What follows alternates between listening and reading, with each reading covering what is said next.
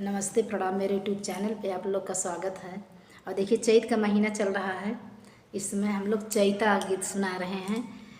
जैसे मतलब गेहूं काट के आते हैं सब पेड़ के नीचे बैठ के, पत्नी कह रही है कि पति का नोक-झोंक गीत है। पत्नी कह रही है कि सतुआ लेके आई, चला बैठ के पेड़ के नीचे खाई ले पहले, तब फिर गेहूँ कटी।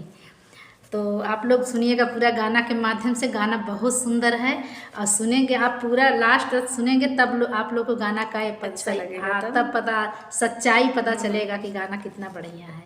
सुनिए, एकदम मौसम के हिसाब से गाना डाल रहे हैं हम लोग। कहतात लोग हमरा चरा के तरे सुसतलाए राजा जी।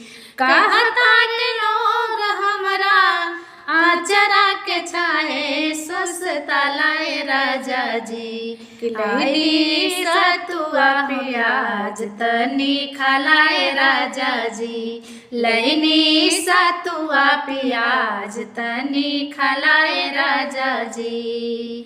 कहतान लोग हमरा अचरा के नीचे सुसतलाए राजा जी।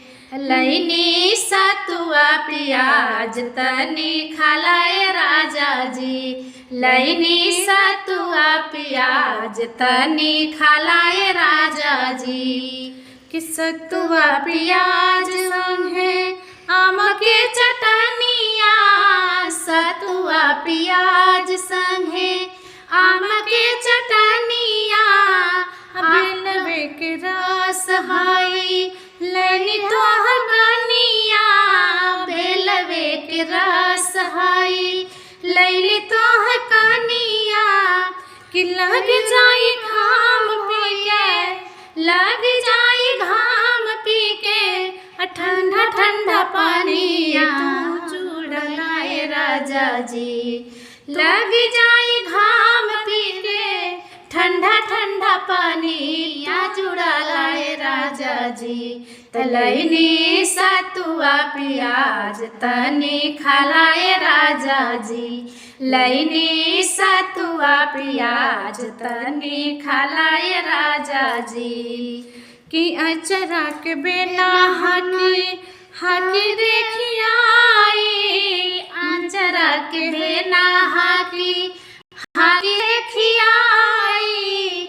मीठी थकान मीठी मीठी बात बतियाई।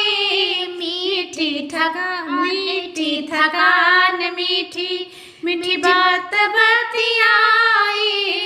कि लग जाई घाम तोरा, कि लग जाई घाम तोरा। तहाली से आई ओलिया दाए राजा जी। तहाली ही ओलिया दाए राजा जी। अचरा के बिना हाकी से खियाई। अचरा के बिना हाकी से खियाई। मीठी थकान मीठी मीठी बात बतियाई।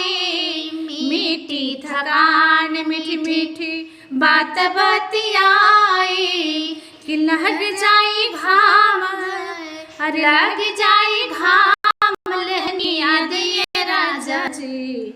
लग जाई घाम लहनिया दिए राजा जी।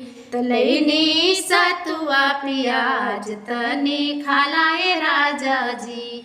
लैनी सतुआ प्याज तनी खलाए राजा जी।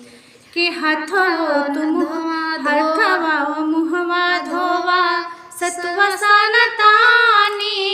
हाथवा धोवा पिया सतुआ सानतानी।